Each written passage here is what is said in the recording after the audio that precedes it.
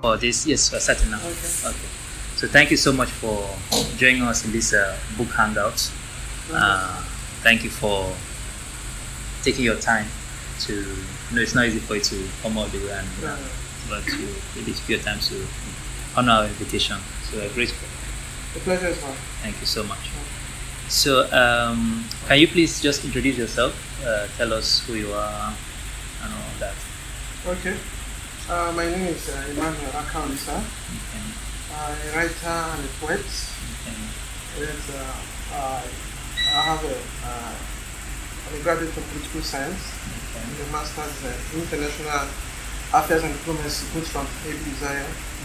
Though for a major part of my life, I did business before, maybe so 2 years back, delving into journalism. Okay. Yes, because I currently work as an editor at an online newspaper, the News Chronicle. So briefly, that is what it is. I know as we progress, more information will come out. Okay. Okay. Nice to meet you, sir. Okay. So you have written 2 books that you know of. When did you first realize you wanted to be a writer? Okay, when I realized I wanted to be a writer, I would say it was more of an evolving realization. Not something that happened once. Okay. Yes, I've always had that right quality for writing. Even though I want to think everybody can be a writer. Okay, Sometimes I tell my non-writing friends that it's easy to write, but they're like, no, it's not easy, it's hard. I think if you can think, you can write. Yes. So, yes, but it appears it's not easy for everybody. So first of all, it is a natural gift. But basically, when I discovered I'm going to be a writer was one time in university when I just like had, I call it what they call eureka moment, but more of like a flash. That since because I began writing before, I used to write poems. I write and keep them, sometimes essays and quotes. And I felt like, okay, since I have these things in bulk, maybe I should focus on them. Even though I know actually I didn't want to be a writer, but just because I had that, I actually wanted to be a lawyer, of course. But I believe you can always be a writer while doing other things. But in the past few years, I think I have focused more on personality as a writer. So as I discovered that I wanted to be a writer when I was in the university, on the 200 level, precisely. That's when I think began putting up my first book before I now published after I left university. Okay. Which year was that time in the university when you realized it? About 2009. 2009. Okay. And that was when you first realized. When did you now publish it eventually? I published 2015. 2015. So it took you like 6 years, Like 6 years. from the time of Yes. discovery to publishing your first book. Yes. Okay. Because I had to be putting them bit by bit. Bit by bit, okay. Yes. And the then school it was activity first of all- also. Yes, school activity. Yeah. And again, my style of poetry is I can write one line. Okay. There are 2 weeks I leave it and come back. I like to make it as clear as possible. Yeah. I believe in clarity in communication. Communication, yeah. Don't use too much, but make it as use the best words possible. And sometimes it takes time. And sometimes also, so I can write one poem in a day, Okay. and I can also write one poem in 2 months. It depends. Okay. Okay. Wow, that's nice. So today we are discussing about the Igbo Boy, Yeah. Profit and Prejudice. So for this particular book, the first part of the book was on the apprentice. Yeah. What inspired you to write that about the apprentice life of an Igbo boy? But what inspired me to write about the apprentice was first of all, that inspiration came during the COVID. I was in Kaduna then. COVID lockdown, people were not doing that. I think Kaduna was one of the most hit, not like by the epidemic or by the government regulation. Yeah. People were like literally locked at home. Yeah. Most like of house that arrest. states, yes, most of that states, people were moving around. Yes. But then in Kaduna, if you move around, the governor, in fact, the police will just, sometimes they arrested people, So, Wow. so during that period, I first got inspiration. Yeah. And the inspiration behind writing the Igbo Boy, Profit and Prejudice, I wanted to tell the story of the apprentices, the Igbo apprentices. You see them all over Nigeria. Yeah. You see them in the shops. Sometimes people that are not in the system, you see these boys like, you want to imagine what goes on in their mind. you may even see them as not being normal. So I just wanted to help them tell their story. Okay. One, because most of them, not all, most times they are not educated or not properly educated, so they may not be able to really write. So I wanted to help them tell their story, and I also wanted to the non-Igbo person or the say a customer who is coming to the Igbo apprentice shop to understand what is going on in the mind of this person selling whatever to him. And so this is why he's doing what he's doing. This is how he thinks. Yes. Sometimes he's just out to make profit. Sometimes also he wants to relate to you on the basis of being human. And so basically, and also I also discovered that the Igbo apprentice have begun to gain traction globally. Recently, even in the Harvard Review, the University of Harvard, they published a book on like just an article on the Igbo Boy, because that is actually the word. Okay, Igbo Boy. Okay. The Igbo apprentice, Igbo Boy, like saying. That's what, but when you translate it to English, it becomes Igbo apprentice. Okay. So they published an article on it, and so I felt since this thing is Wait, getting traction. Igbo Boy, is it an Igbo term? It's an Igbo term, Igbo Boy. Okay. How do I translate it now? The Igbo Boy is that you are the apprentice. Okay. You are learning. Okay. And it's the apprentice that is Igbo Boy. But you know sometimes Igbos use English. Yes. Igbo. Okay. They use English to explain something. Yes. In fact, they make fun They of introduce people Igbo words sometimes. into. Yes. Yes. They make fun of people that they cannot speak for a long time Without introducing English. Yes. Exactly. Yes. Okay, so that's where the boy comes from. So Igbo Boy. Okay. Yes. And they spell it as boy is B-O-Y. Yes. But they are only spell it as B-O-I. Okay. Okay. Okay. So they what they published in the Harvard about it. They published about the history and how, for example, they used the case study of another market. Okay. How it has turned little young men into big men and created. I think they valued the sum total capital then of their finance up to some million, a million or more than $1 billion. But they have done well. That's just part of what the Harvard was trying to say. And was also trying to look at the philosophy behind it, the cooperative philosophy behind it, how a master takes an apprentice, trains him, and then settles him with finances. So that was what Harvard review was thinking of. Okay. And it was well spoken of. Yeah, it was well spoken of, yes. Yes. Even some major media houses in Nigeria have carried it. Wow, that's wonderful. So, the things you narrated in this book about the apprentice life of the Igbo boy seems like you have a first-hand experience in this type of trade. So, can you give us a brief history of your life that gave you the experience that enabled you to write these things with such exactness? Okay. Actually, I was born into a business school. Okay. Yes, my father was doing very well in business then. When it comes to finance, I can't be taught people in accounting. So my dad, my mom, we were all in business. And apart from that also, I also interacted a lot with a lot of business people in different sectors, building materials, electronics, anything you can imagine, say the business people do. And so through this experience, I was observing, like by default. I did not know, but it's just something, observing and having experience on how this thing goes on, right from the home to the shop. Like if you see in the book, you see I wrote about almost everything about the life. I try to compartmentalize it. Yeah. Write about his love life, his philosophy, even how he deals in the home with the master's wife, and so on. Yeah. So it was through these experiences, to some part from what I saw in the home, because sometimes, for example, in our own house, because my dad was doing very well in business, sometimes there were more than 30 in the house. Not like my dad had 30 children, but maybe let's say he had up to 20 boys serving him. Okay. Yeah, because he had a lot of boys. My mom too had sons serving him. Okay. Yeah, so we had different kind of businesses. And all of them were with you in the house? Yes, they live in the house. Okay. That's how the Igbo boy operates. Okay. There are some who don't live in the house, but that is basically what we find all over Nigeria. That one is more of, they call it sales boy, sales girl. Okay. But Igbos use Igbo boy. Igbos also have sales boy, sales girl, but out of the 100%, maybe just 3. Okay. But the Igbo boy, the unique part of it is that you are living with the master. Everything you're eating like your family. Yes. So that's where I got the experience from. Also, when I was in school, come back from school, sometimes go to the shop, move around, and understand, see their way of life.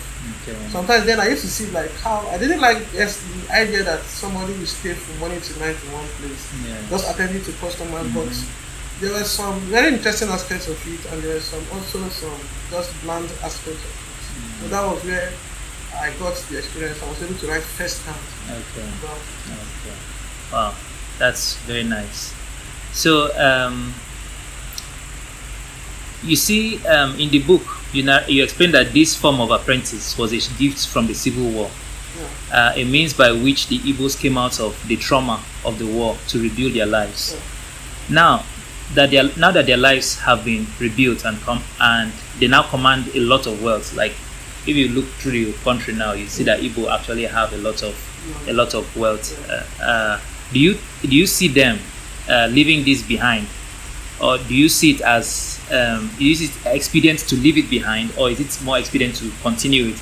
Just like maybe a child, this their toy they used to walk around. After a while, now that they are strong, they don't need to be going about. Do you think that this kind of trade will be left behind, or do you think that it should be continued for years to come? I think it is going to experience a change naturally, because both questions are both. It's expedient to leave it behind, and it's also expedient to continue with it. Okay. Because I think in the second chapter of that book, I wrote the coming of his recess. And what I was trying to say in that book was that though we are talking about the Igbo Boy today, the Igbo apprentice, though it has become more pronounced today, but it is not as practiced today as it was practiced, say, 20 years ago. Okay. So time is changing, it has evolved. Yeah, that's the word. It has evolved and it's still evolving. We don't have much apprentices today the way we used to have before. Okay. And even the ones we have, the terms of condition of operation has changed a little. Okay. So what is going to happen is that the Igbos may not really say they want to, because if they leave it, what are they going to do? Though some will leave it, for example, and go into sports, some are going into entertainment. There are some of the entertainers who were former apprentices. Like I heard of Fino, I don't know how he was formerly on the market. This is just one name, there are a lot of them. Okay. So some will leave. Some go for academics, formal training. Some go abroad to look for other things to do business. So we've got some going to academics. So people do different kind of things. So basically, it's not like it's really expedient for them to do it or to continue. Whichever way, change is going to force itself on them. Either through technology. You can see Junior. Junior has done a lot of displacement. Not just Junior, there are a lot of, but Junior is the popular one. Bonga. There are a lot of e-commerce website. So that e-commerce also did a lot of things to Igbo apprentices. Because now people could order things they want, and they just get it from wherever they want. Even not just in Nigeria. Outside Nigeria, yes. Okay. So the change is going to force a kind of evolution. Just the way globalization is happening, it's going to be a kind of evolving something. All of a sudden they will. So it doesn't have to be deliberate. We are stopping this from now on. Because even if they want to make it deliberate, it's not going to be natural. It's not going to be advisable, because, for example, saying okay, we want to stop. Because if you want to stop the Igbo apprentice, it means you have to stop business. You have to stop business. So imagine the big businessmen around selling seeds, selling electronics, saying they want to stop selling. So there's not going to be any market again. Except you are talking of saying, okay, they should stop using the Igbo apprentice in the form which there is. They should begin to use maybe say just workers, that word worker or sales word. Which is what is actually happening now, but it's kind of mix. It's evolving. It's time. Completely change. So, what did you study in the formal education? Okay, you said you studied political science in Abuja. Okay, and what did you do for masters again? International affairs and diplomacy. Okay, international affairs and diplomacy.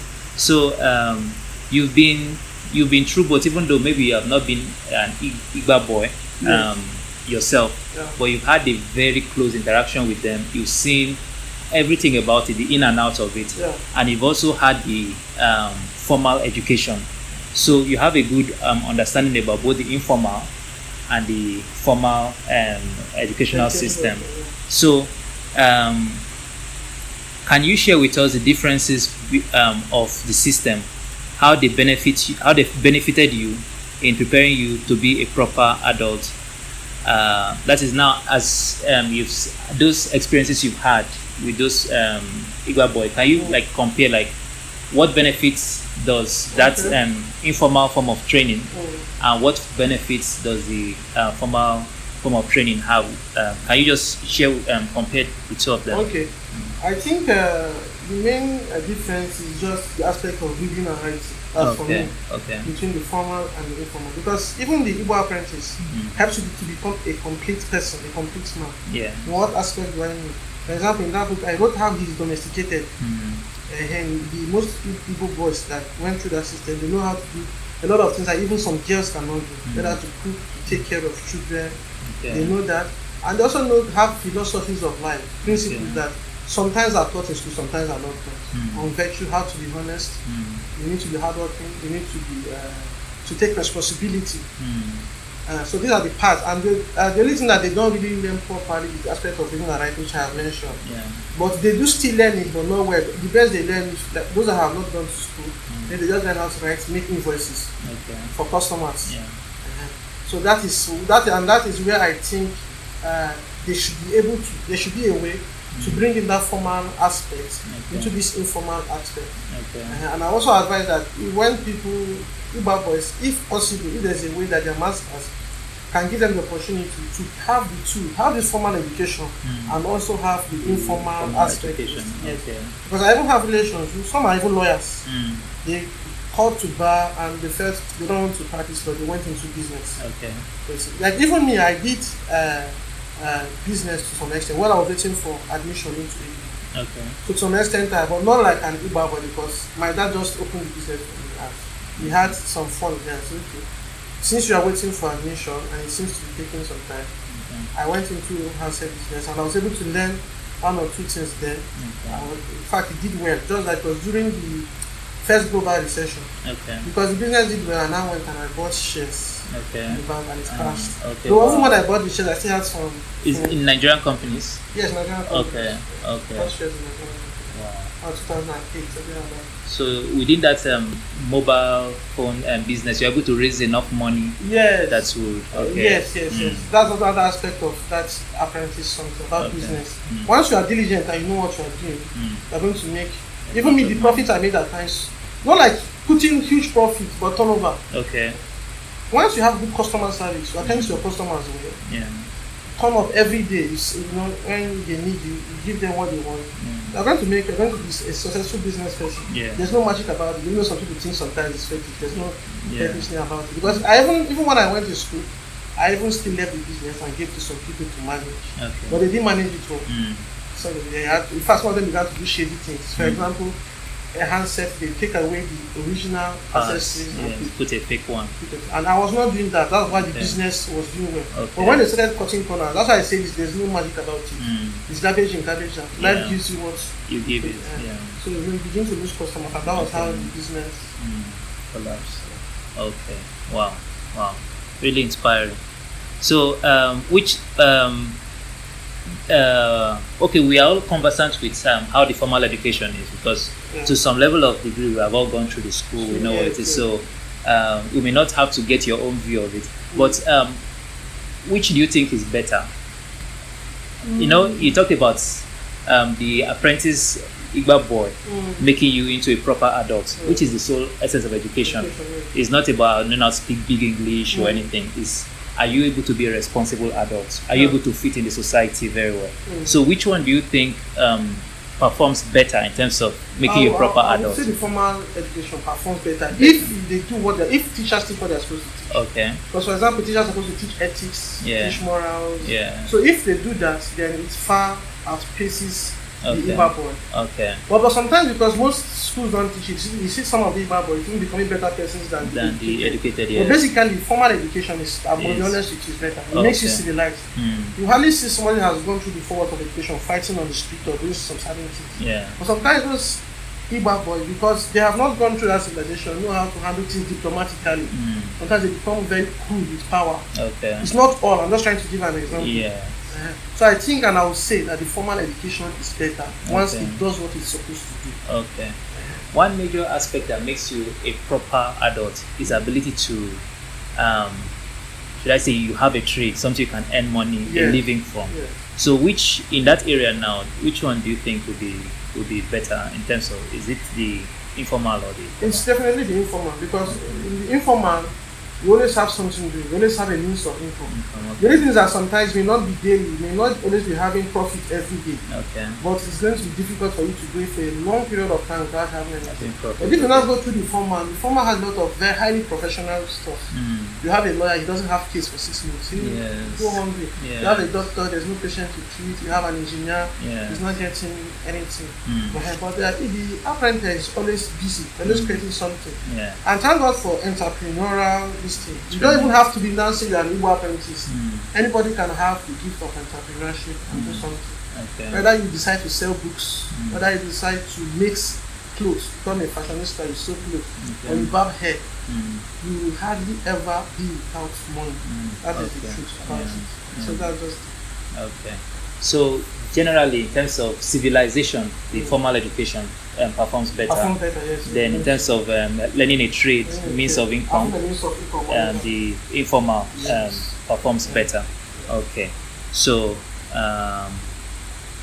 do you think that this style, this kind of training can be infused into our formal educational system?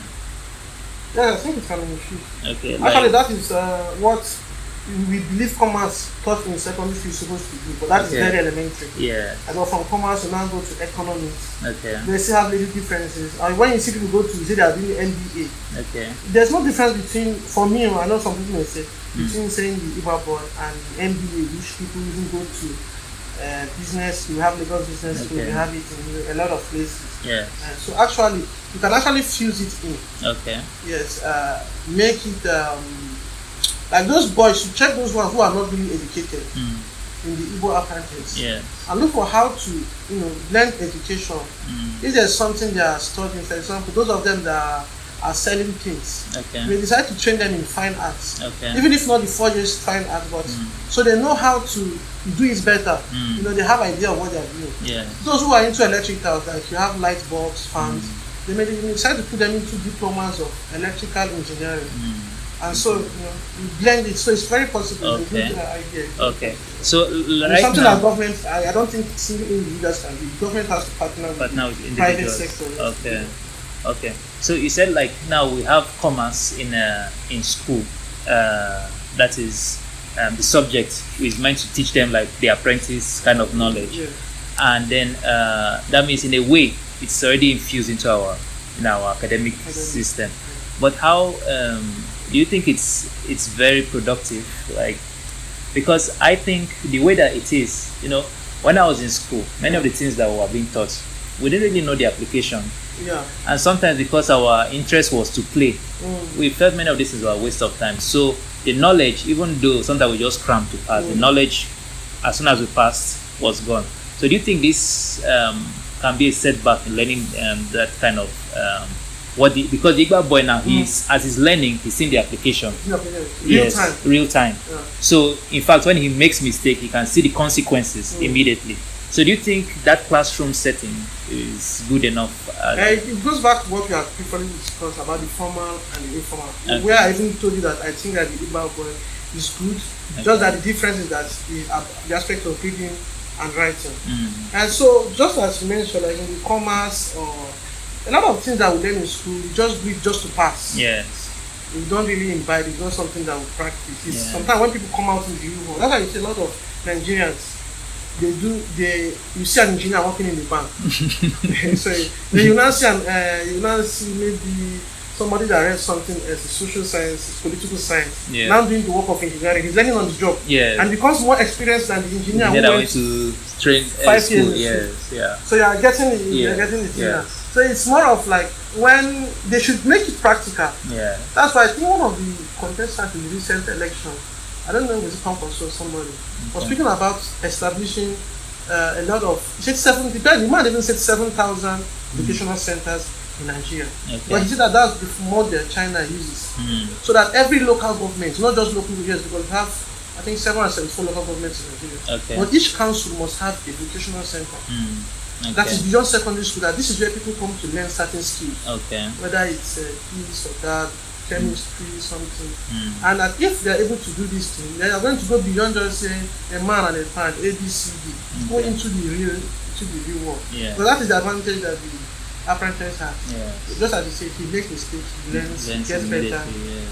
And that's before they build from scratch and becomes very good. Okay. So in a way, it's already in the system, but there are rooms for improvement in the system. So what do you think now? I think from the side of the formal education, they're already infusing the apprentice style, but they need to improve. Yeah. Now from the side of the apprentice, it's just a way to now infuse the formal into the apprentice system, which, as you said, that if they can, one of the major things they don't have is how to read and write. So are there ways or strategies that they can now infuse the things they are missing into the way they can do that is for the masters to be willing to send the apprentice to formal education. That's just the simple stuff. But more masters will not want to do that because maybe they are short-staffed, they are understaffed. Maybe somebody that has just 2 boys in the shop, you are telling him to send one, he goes to school in the morning, comes back 4, by that time shop has closed. And the errands you want him to run, he can't run them again. People that, a lot of things, so that's just the challenge. But it's something that can be worked out. Like maybe something like maybe if somebody has an apprentice, he can maybe like a private tutor. A private tutor just to teach him specific things. Or make it weekends. Weekends. Or make private tutor come to the house. Maybe like even like maybe Sunday evening. With to teach like a specific thing, not general subjects. Mold you as teaching those specific things. Mold in some other aspects, so moral philosophy. Because most times what you even learn in formal education are the same thing you learn in the street. But in formal education they are more, just because it's in textbook, it's more streamlined. And so that is what will help the Igbo apprentices, streamline his knowledge. Okay, that's great. So you talked also about the running market. That is those people that when you come to buy, they'll come and meet you, bros, how far, what do you want to do, and then they'll take you around. So, do you encourage this running market practice? I don't really encourage it. I don't doubt it, but at the time it is inevitable. Why do I say it's inevitable? First of all, why don't I encourage it? Because some of these running market guys, they fleece people, they exploit people. For example, let me even explain what the running market is. Running market is simply that somebody wants something and I don't have it, but I know somebody that has it. I go to bring it for that person, and sometimes I could give it at the price which I was giving, and I could also put an extra price. There are some good people that do running markets. I wrote it in that book. I wrote the reason why people do running market. Some do it out of being good Samaritans. They just want to help you. He has observed that maybe you have spent 1 hour in the market. He has seen you go up and down without knowing what you want, but he knows how to get it for you because he's more conversant with the area, and so he wants to help you. But some people too, they don't have any means of income. They eat through that running market. So for example, something that somebody gave them for say a 5 naira, they will sell it to you at 8 naira, make it more profitable now. Than the owner. I think you're exploiting people.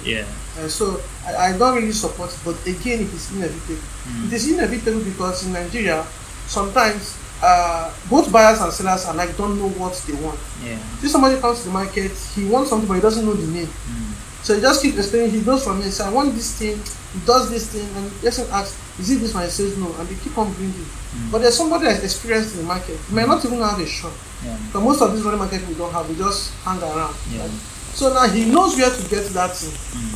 And you see that now that it becomes necessary that there's running market. But except in the case of e-commerce, because I wrote about e-commerce. If e-commerce can, for example, but it's going to be difficult in Nigeria, except the time. Make everything available. Anything, so that even if it's too quick, I go to this site, I click, and I get it. But there are some things you cannot get. There are, for example, motor parts.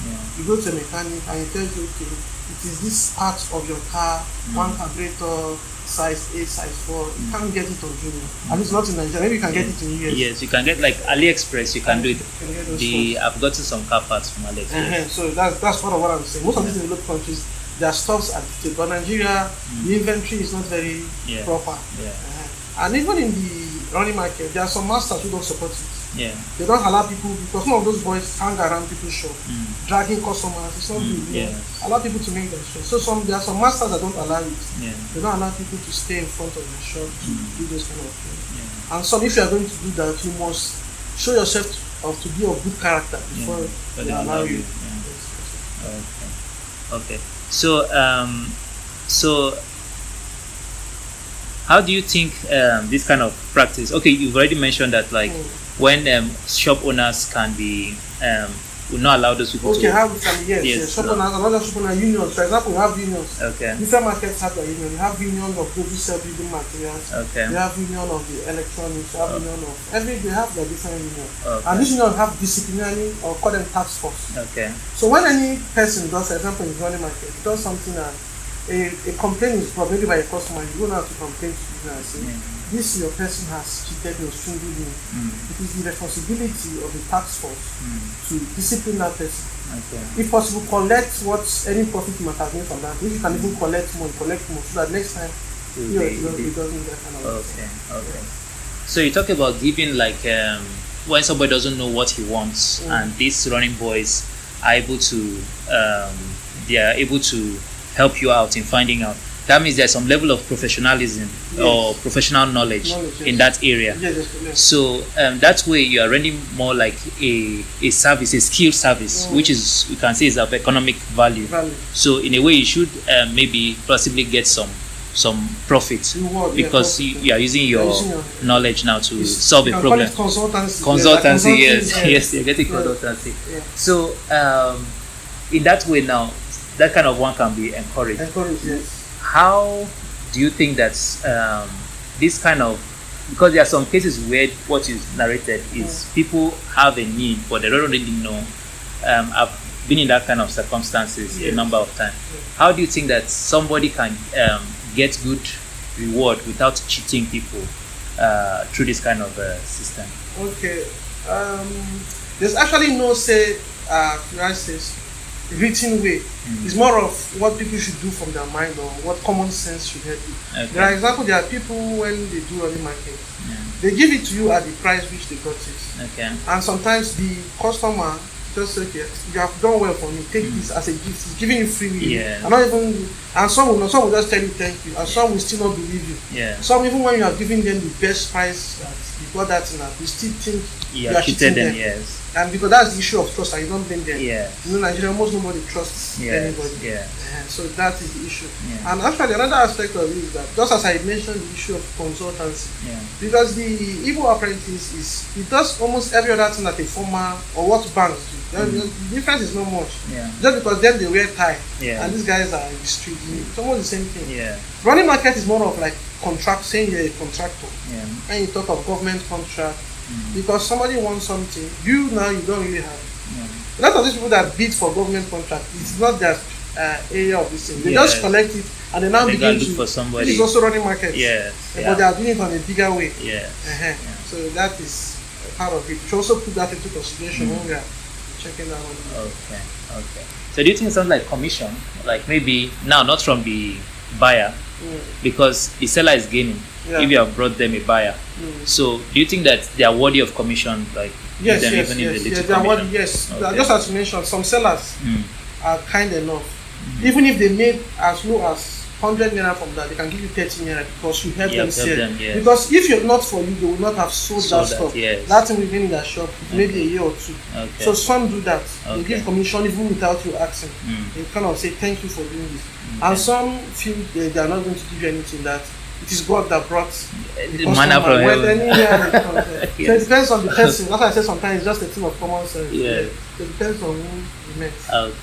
Okay. So do you have like something like in your mind, like maybe business code of ethics, like maybe business associations? I mean, Association Nigeria can have like some kind of business ethics where it is demanded that okay, when this so and so brings you should not, like they are going to be taxed, like it's a moral obligation for you to at least pay them a certain amount of commission.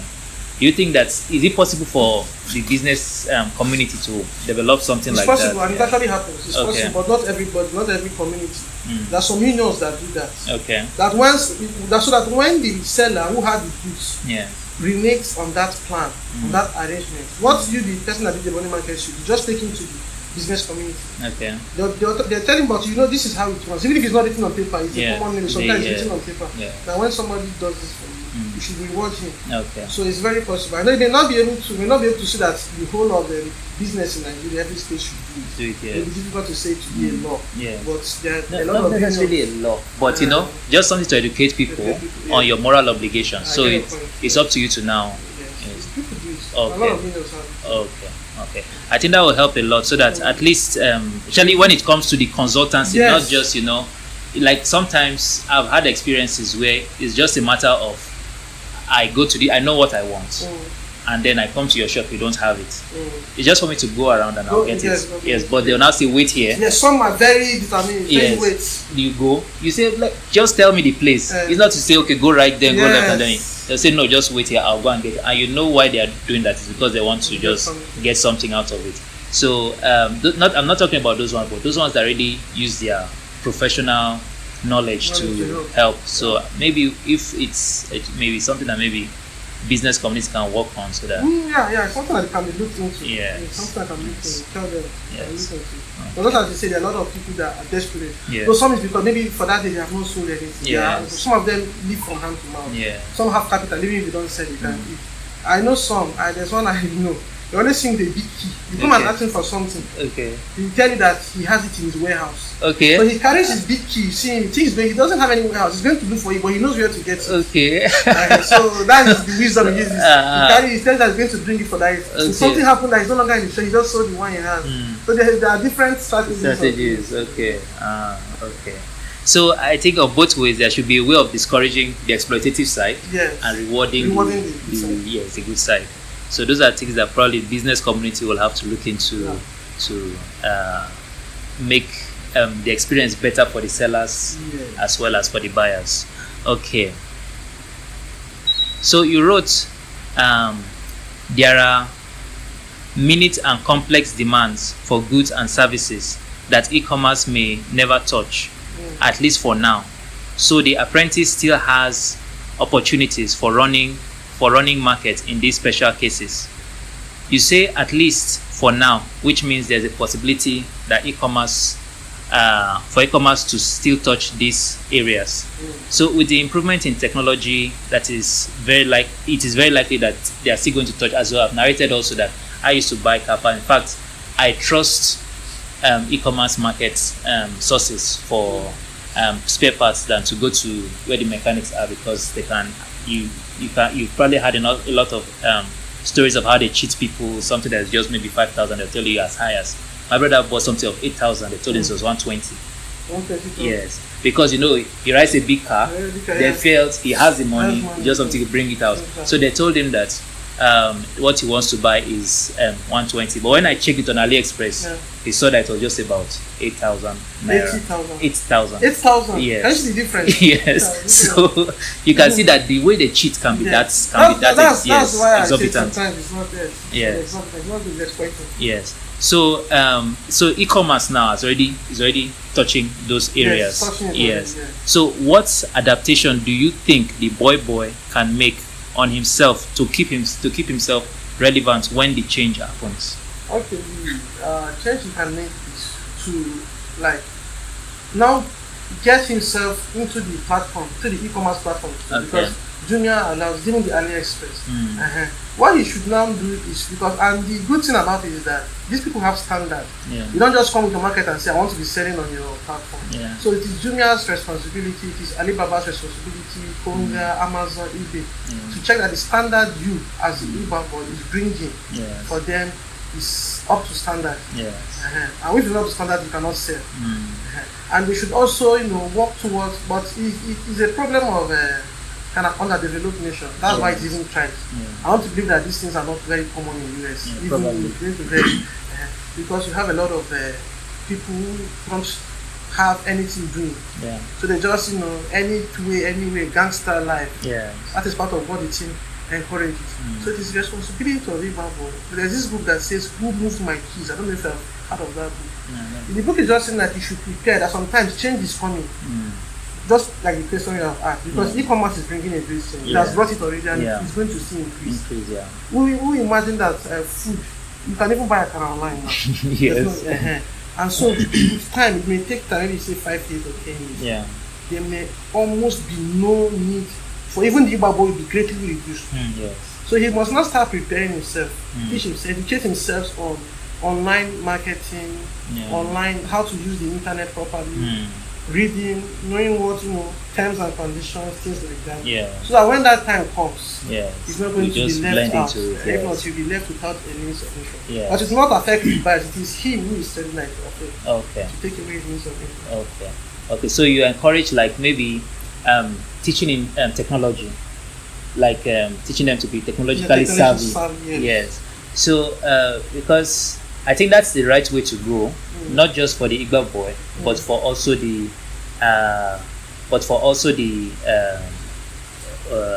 formal educational system. So it's the need for technological savvy. That's in their training, because I've been engaging some of the children in my area and asking for the things that they teach them in school and all that. So sometimes it gives me this impression that they are training them for the past. They're not training them for the future. They're not training them for the future. They're supposed to think into the future. No, actually, the world is moving very at a fast pace. Yes. So they're supposed to, teach them about what is going to be, like maybe e-commerce and all these kind of things. But they're still teaching them, outdated things. If you are teaching them like accounting, you're teaching them with, ledger book, those big books, instead of teaching them the technological aspect of spreadsheet and so on. So I think maybe it's the way they can prepare is maybe that technological aspect, yes. e-commerce, maybe a little bit of coding and computer application. Yes, okay, and probably how their current skills can be used in those areas also. Okay, so we'll be right back just after this short break. Okay. All right. The book we are discussing is available on cfstores.com, where you can get to read the books of the author for over 60% discount. Visit cfstores.com, subscribe to Emmanuel Akaolisa books and use the coupon code IGBOY2023 to get an additional 50% discount today. Links are in the description below. Hurry while offers last. Okay, welcome back as we continue to our book hangouts with our guest author, Emmanuel Akaolisa. All right. So you mentioned something about, just before we go on, you mentioned something about a book. What did you say was Who Moved My Cheese? Who Moved My Cheese, and what was it about again? About being ready for change. That's just basically the question you're asking about. Okay, yes. Change. So it prepares you for changes, so you're not left behind. So that's so the book is right here. You can get your copy from Adam's Pages. We live in an ever-changing world, so this book will definitely be of benefit to you. So you can visit Adam's Pages anytime to pick your copy. Abuja. Yes, in Wuse to Abuja. So we'll continue from where we stopped. Yeah. So we just finished talking about the changes that the boy needs to, how the boy needs to prepare himself for the changes of technology and so on. So even in our formal academic curriculum, we also need to embrace the change. I think not so much is being done. It seems like children are being prepared for the past and not for the future. So we need to brace for change, so that to better our lives and also to better the future of the coming generation. So we'll continue with our conversation. You narrated something that gets the boy some things that gets the boy into trouble. Yeah. Can you mention some and give some ways to reduce his training getting him into trouble? Okay. Some of the things that get him into trouble. First of all, we start from the house. Okay. He could have problem with his master, among the fellow boys with him and his master's wife. Okay. And then the major problem I was talking about was the problem of trust between him and the consumer, let's say the customer. Okay. So for example, you buy something from someone's shop, and that's it. But let me use an example of say maybe TV, refrigerator, or anything, or air conditioner. and it does not serve you well, it's not what you expect, or maybe it gets spoiled. You really show my this is not, it's not giving me what I want. Yes. Then you now come back to the shop or the apprentice to complain, lay complaints, and he seems he cannot help you, and you get angry with him, and he's telling you that, madam, I didn't produce this, mine is just to sell. Yeah. And that is where the problem is coming. Yeah. Because most of these goods are supposed to have what they call warranty. Yes. And actually they do have warranty, but the time of processing this warranty, maybe because it's Nigeria, I think yes, it's not always very efficient. Okay. So sometimes the customers now begin to blame the Igbo Boy Yes. for being the one not meeting their needs. Yeah. For example, because sometimes even when they some customers will not even agree that there's warranty. Okay. And because Nigerians also have to be taught there's a difference between guarantee and warranty. Okay. One means that the goods will be changed. The other one means that it is going to be repaired free of charge. Okay. But most of the offer that we find in Nigeria is that it is going to be repaired free of charge, not changed. But most Nigerians, we want you to change it for them. Say, no, this TV is not working, I'm going to change it. And the boy is saying, no, it's not, I can't change it. What I can do is what the company told me to do, which is warranty. They can repair it for you free. You're not going to pay anything. Okay. Free of charge. You see, the problem is brewing now. Yes. So which one is the warranty, which one is the guarantee? Warranty is that they are going to repair it for you free of charge. Okay. The guarantee is that it's going to be changed. Okay. So if they need to refund, they refund. Okay. Yes. And then in a case where the boy does not really have the skill to repair it. Usually, it's not the boy who is supposed to repair. It's the company. The company have what they call service centers. Okay. Yes. Okay. And also, it's a good place, and because some of these companies don't even have service centers in Nigeria. Yes. So that is also part of where the problem is. Yes. The problem is just multifaceted. The problem centers around the boy, as in about the products being bought, about the service of the utility, offering what the customer wants it to offer. Yes. So when he has jumped, for example, he has crossed the hurdle of say, okay, now the customer has accepted, because some customers will not accept that they say they want something. But when he has accepted, the issue of timing also comes in place. Some of the service centers, what they are supposed to repair in 3 days or 1 week, it take 2 months, 3 months. And not everybody will have that patience. Maybe he has paid hundreds of thousands for a refrigerator to do a restaurant business with it. And his money is tied down, his business has been, the customer, not the boy. Business has been affected. So he comes and is putting the boy in problem. You could even pick him up and arrest him. But the boy is saying that, no, it's not my fault. I'm just a seller, I'm a middleman.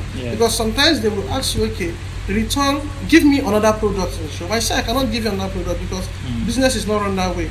If I start giving everybody another product, how do I survive? Understand? So these are part of the problems. And also, the other problem too is the issue of fake. You have the issue of fake. And that is where the boy is at fault. There are some who intentionally buy fake in the market. But some do not buy fake. It's just that something went wrong. Yes, even cars, even the best of cars, whether you buy Toyota, you could be driving it out from the factory and something happens. It's not human being. Even human beings have problems. Let alone products. And so these are the part of the things that put the Bible into trouble. So the way to because you asked of how to reduce it, the way to avoid it is to make sure that first of all he's upright. But when he's upright, he knows that he gives the customer the best service and the best product possible. So that just in case something happens, which something can happen, but not always. First of all, he doesn't have that burden of conscience that he should get somebody and now has to pay. Then he also now know how to. There should be diplomatic ways have to go about mending fractured all these things. And so that's why sometimes business community, the officials, the government, you have the union and this, they come in place to settle cases like this. So it's a very broad, complex something because of Nigeria, the way Nigeria is. But if it's abroad, I have a professor that was telling me that he bought something, a suit for his wife in US. Then when he came to Nigeria, he gave his wife this suit, and she said she can't wear it because she works in a bank. That in the bank they're not allowed to wear more than maybe the best you can do is black or grey, silver. But I think he bought white or sky blue. And so he was like, but this is expensive. What do you want me to do with it? He says he can't wear. So one time he was going back to US, he took it back in a completely different state. And he was able to see that store, a store that sells that store, and he returned it to them. And they didn't even question him. They were like, they brought and gave him his money with her. But it's hard to see that kind of thing in Nigeria. You didn't even buy it from my shop, not even the same even if it's the states. same company, Yes. then you know you should take it that state. Or Yes. that. But so you see, so I think Nigeria also has a part to play. Everybody in Nigeria Yes. has a part to play. The issue of trust. Yes. And the issue of saying the truth, because like I didn't mention that some customers sometimes spoil their goods. Yes. Nobody know what he did at home. Yes. But he feels I can't go, Bear I the can't bear loss. the loss of this. Yes. He comes to the shop and lies. I said, no, I've not touched this. This is how you gave it to me. Yes. The boy apprentice was not there with you. So if you cannot say. overpower him and you're able to cheat him, you may end up giving you a new one or bearing the cost of repair. Yeah. If you can, because sometimes there are technicians that can help sort these things out. Yeah. But so you have just ended up cheating the boy. So Yes. it's a two-way something. Trust a lot of things. Okay. So do you think also like maybe the Igbo boy, when he's selling a product, maybe he should maybe educate his sellers, like these are the terms and conditions? Yes. Yes. Okay. They should do that, and so that when anything happens, they call it indemnifying. All these lawyers Yes. say indemnifying. Say, okay, Yes. this one. For example, there are some that have and there are some that don't have. Say this one has 1 year guarantee. This one has 2 years. Okay. This one, if this happens to you, this is what and what you should expect. So you are right. Okay. They should be able to like lay out the terms and conditions. Okay. Sometimes it's written on the receipt. And if they are able to do this more often, it will reduce. It will reduce the problems that it causes. So, but now, if somebody comes to my shop and wants to buy a slippers, for example, and I start to lecture him about if the slippers cut, this is what I'm going to do. Do you think this can frighten Yeah, the it's buyer? not that it can. It actually frightens Frightens them, like maybe- the person doesn't even trust what he's doing. yes. Yes. So I think that strategy may be a bit And maybe you work won't be against too. sales. You won't be too forward about it. Okay. It's just your own is to let the person know as mild as possible. Okay. And you should. That's why you should also be an expert in what you're saying. Okay. And you know, this is what this offers. This is what this does. Okay.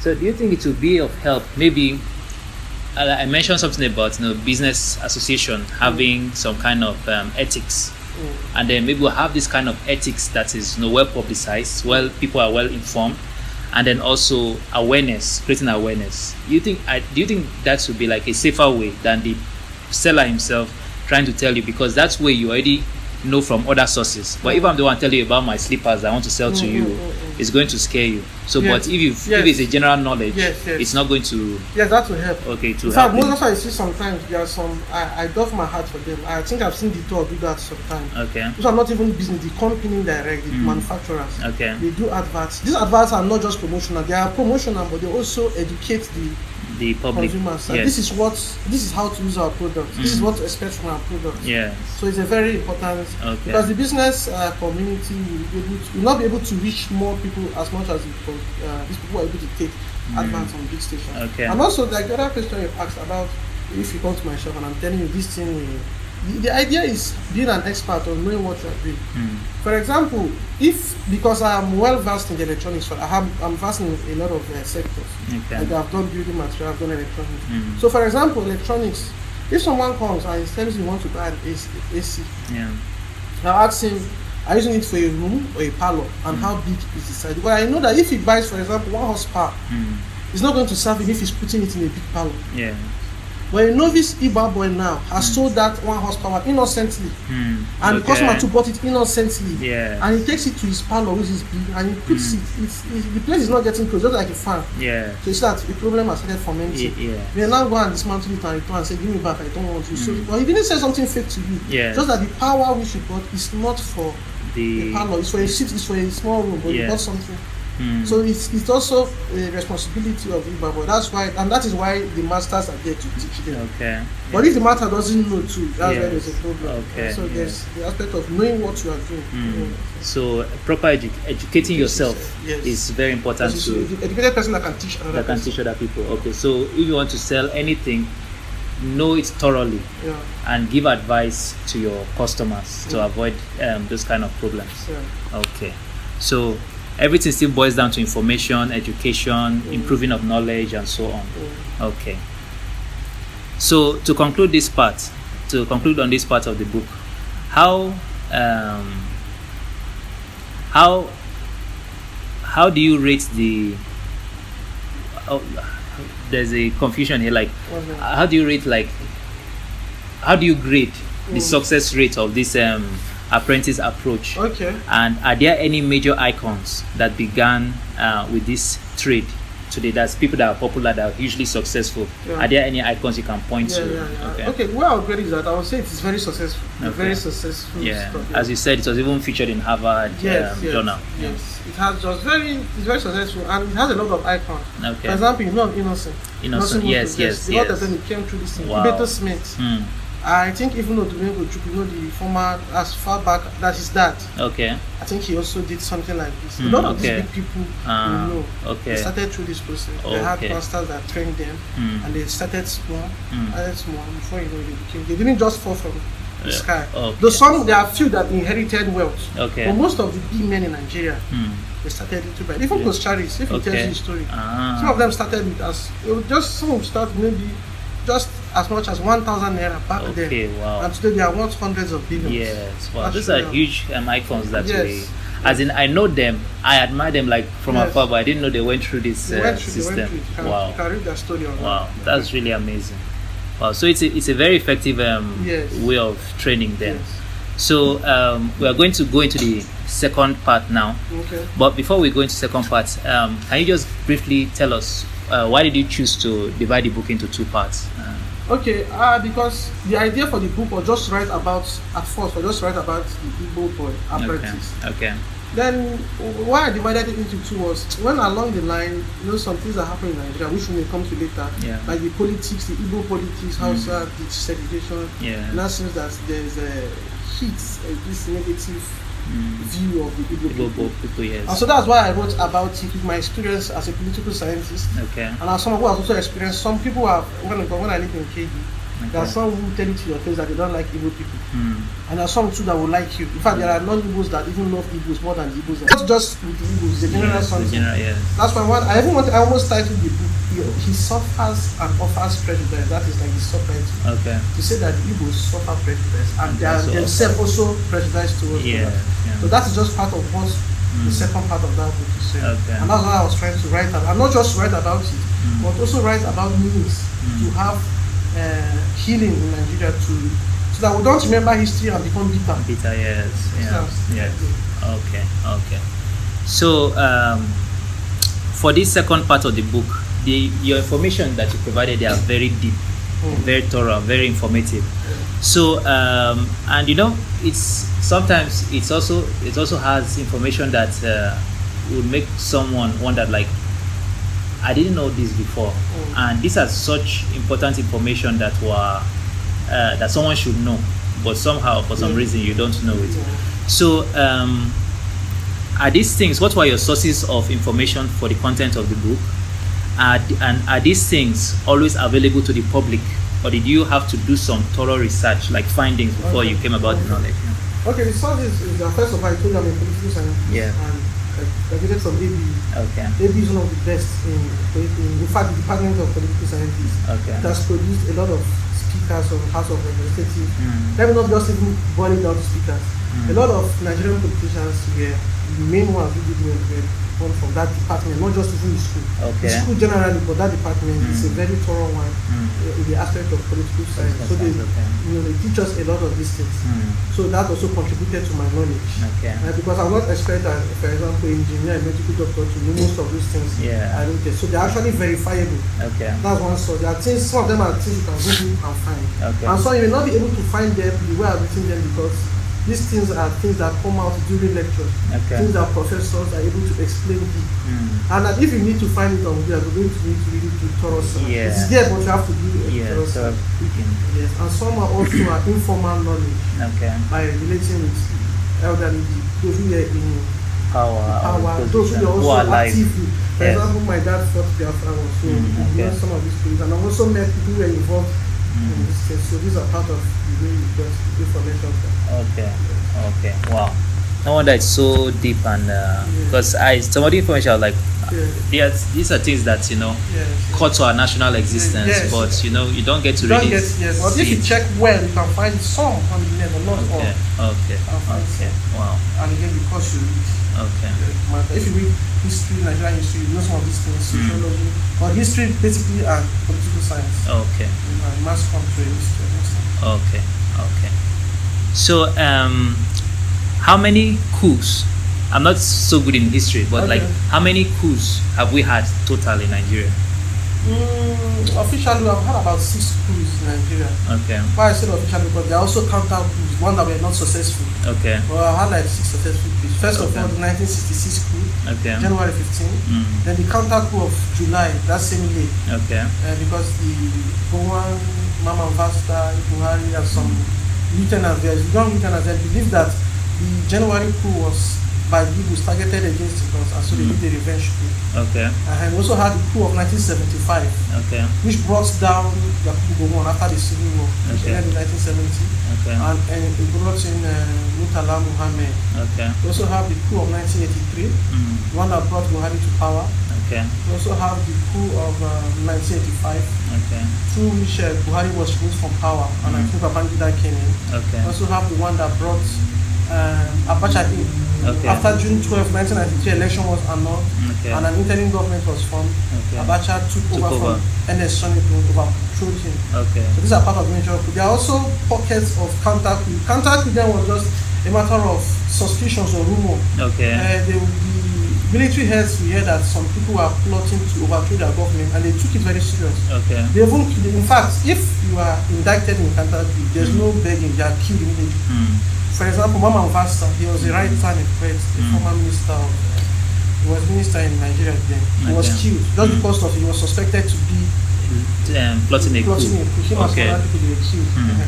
Some people escaped it, like Dia. Dia was almost killed, but I think they said maybe some days or just while the process was still going on, that was when Abacha died. Mm. Because Abacha heard that some people were plotting to overthrow him.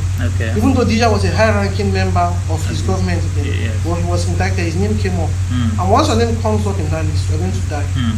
So Dia, who just she died 2 weeks ago, Oladipo Dia, Okay. was supposed to be killed in that listing, but Okay. before that happened, Mm. Abacha died. And there was also the one by Buka Suka Dimka. Okay. They had almost overthrown, was it Babangida or Abacha? That one was very dramatic. Mm. In fact, they had taken over, was it Dodan Barracks from one barracks in Jos or Lagos, Okay. before either Abacha or Babangida came and pretended to be among them. Mm. And was only coming to To spy. and see Okay. how prepared they were, because he was coming with an offensive to remove them. Okay. And so when he came, he discovered that they were very drunk. Mm. They had actually succeeded in like establishing a government, because once the coups happen in Nigeria, they first go to the station and say the government has been dissolved, and they had already done that. But he was able to come back with reinforcements, noticing that those guys were drunk, and give the honor call, was it? And I can't remember their name.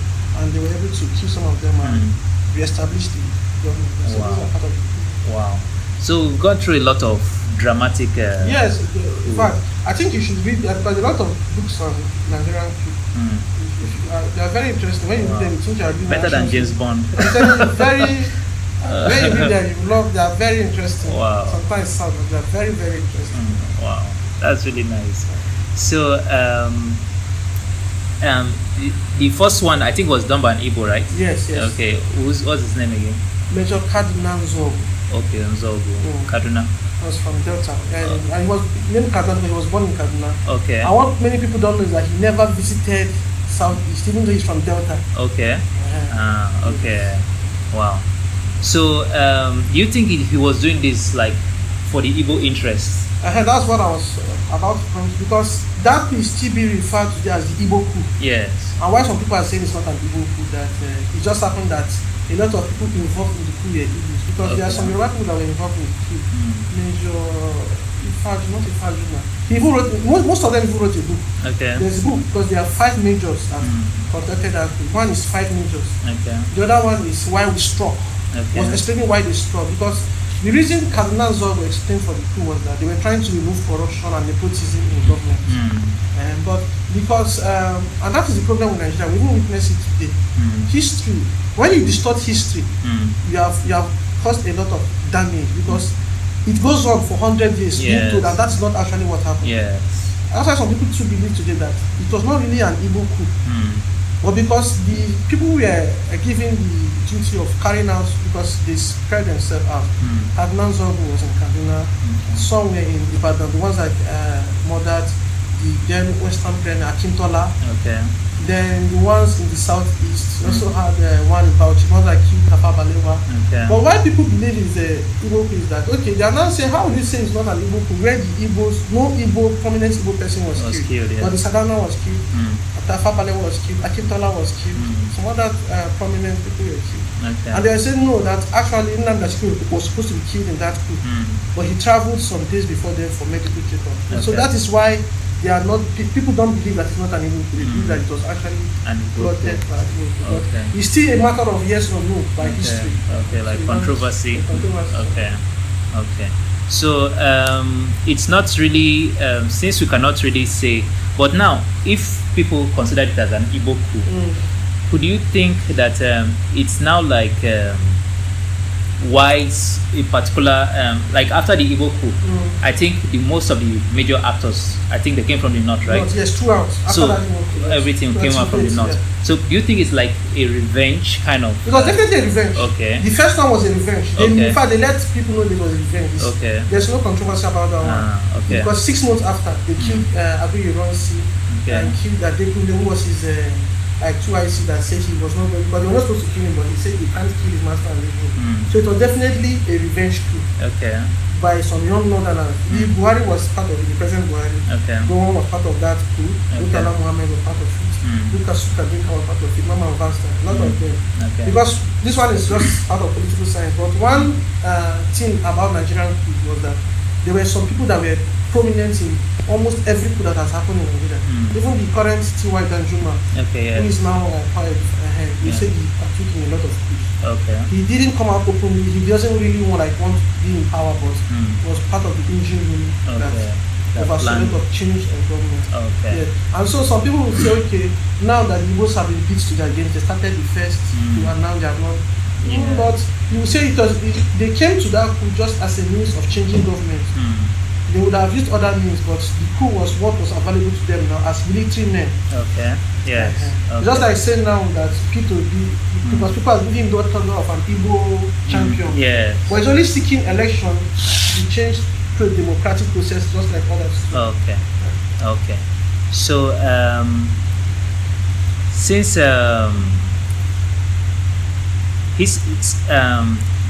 history seems to be to be something that opens wounds. Yeah.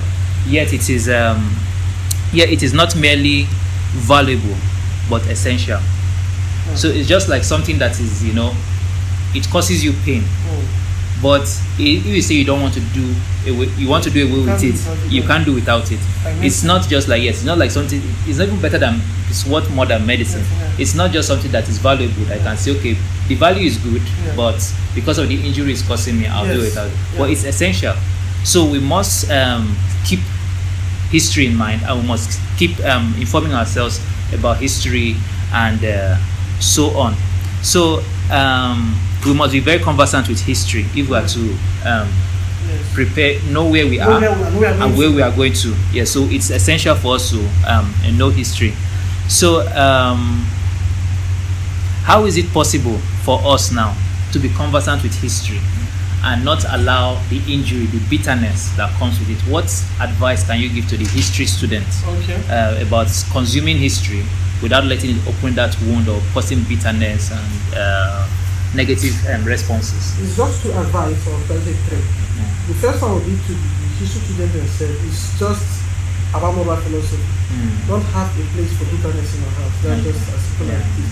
Even if you have gone through history and find out that you are hot or you have any issue that your people have not been like, okay, for example, the slavery that happened in the US, not just US, is coming up recently. This is more than 500, 400 years ago. And some of the whites are even apologizing and saying, actually, we fought to people there.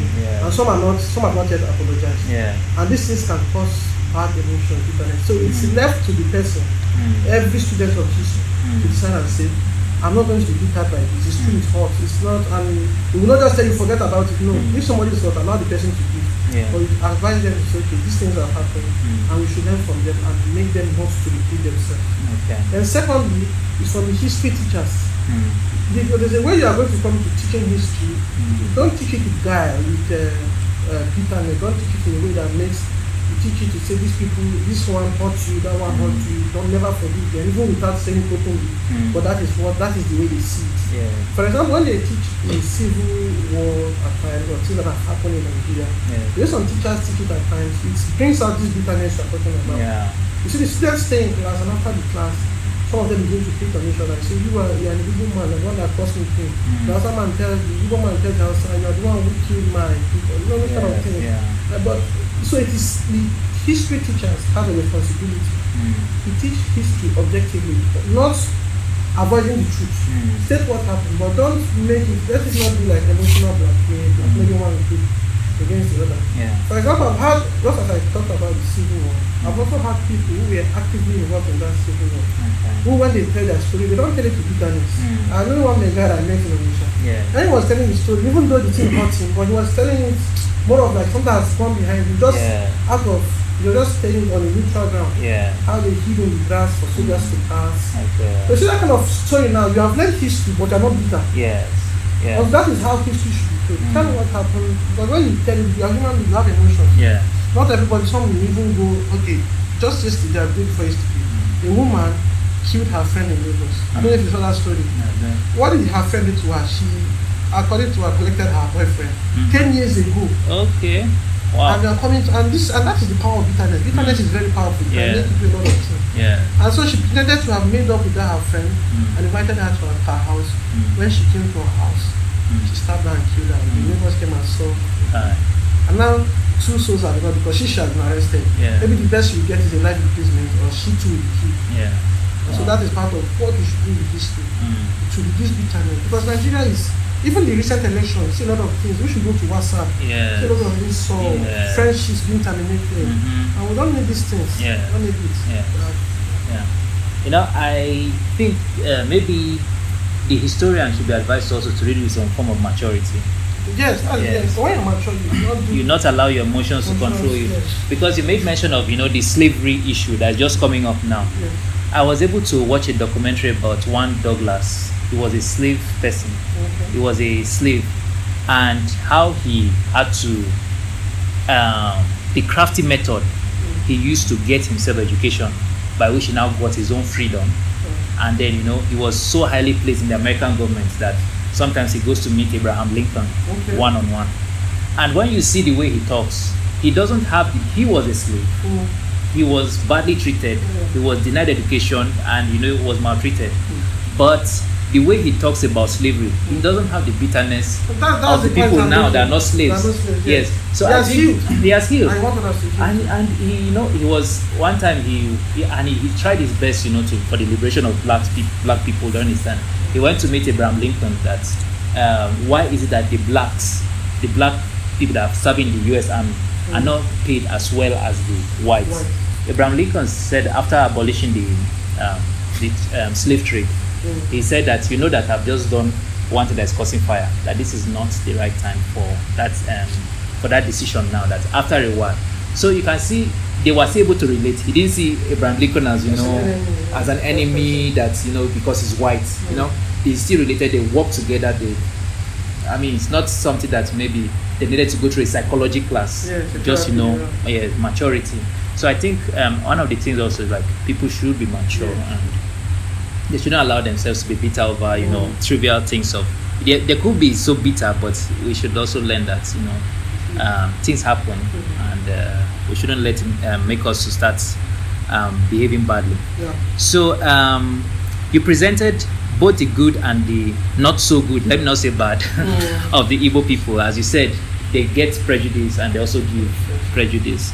So if we are to accept people as they are, take for example now, we are to accept the Igbos as they are, what efforts can be made to improve the people so that they retain their good and don't remain as they are in the negative side? Say for example now, we are to accept the Igbos as they are, as humans. So they do certainly have some very good qualities, but they also give prejudice. What efforts can be made for us to remove the negative side of the prejudice and other negatives that can be done, so that we can accept them as they are, but not that they should remain as they are? The effort is from the Igbos themselves and from the non-Igbos. The Igbos themselves should learn that life gives you what you give. back. Okay. So that because there are sometimes Igbo people will do wrong, and then when the repercussion comes for their body, they begin to cry. Yeah. But if you have done something bad, you should face the consequences. Yeah. So the Igbos themselves should learn to check and see if there are things that we are doing that is really putting others at edge with us, and be able to correct these things. Okay. But not the average human being is the way they come to culture, not just Igbo, the average human being. Yeah. They don't, most people do not question culture. Yeah. They just, okay, because my people do this, then I will just do it. They don't ask if it's good or bad. Yeah. The Yorubas do it, the Hausas do it, Yeah. the Igbos do it. Yeah. So Igbos must learn to question culture, what seems to be culture but it's not right. Yeah. They must learn to question it and stop it. And also the non-Igbos must see the Igbos as humans, as see them as they themselves, and know that this person is human. Yeah. There are Igbos who have been of immense help to non-Igbos. Yeah. But that there are Igbos who have also caused pain to non-Igbos. Yeah. And also non-Igbos who have also caused, so it's a general something. Yeah. And then, because one that issue of the prejudice we talked about, there's this preemptive power of prejudice that is often overlooked. The preemptive power of prejudice means that it makes you do what I expect you to do. For example, if now a white person, I'm coming to Nigeria, I heard that Nigerians do these things, Nigerians steal from people. Yeah. That prejudice makes me preempt them to steal. What do I mean by preempting? Once the person is acting normal, he doesn't see. I don't even think about it that he has not stolen. But once the person steals, or I even make the person, I now put a temptation, make him to steal. And now say the person now steals, and I say it's true. This Nigerian steal, but I was the one who made him steal. Or not, even if I'm not the one, I've also been blinded all this while to the good things he has done. But now remember expecting that for the to steal. For that moment for him to steal. Yeah. And so these are part of the thing that the Igbos themselves to check, and the non-Igbos, because it's a very serious issue. Sometimes it's profound, sometimes it's not too profound. So, like as you said, they should see them as humans. You know, when we look at ourselves, we are very forgiving. Yes. If we do certain things, we can get like 1,000 excuses Why why we did it. But when somebody else does it, we will be very critical. So I think we should make excuses for others also. See them as humans. They're not angels. For other people. Yes. So people should not be having angelic expectations of mere humans. They should understand that this is yes, we do err, and we should forgive. We should also make excuses and pardon whatever offenses that we perceive as being brought to us. Okay. So we have come to the end of our interview. Yeah. So what is your last word? My last word is Nigeria has great potentialities to become a very great nation. Okay. They keep on saying Nigeria is the giant of Africa. Yes, we are giants in population, maybe, and other stuff. We have resources, but we have not tapped into even 10% of what.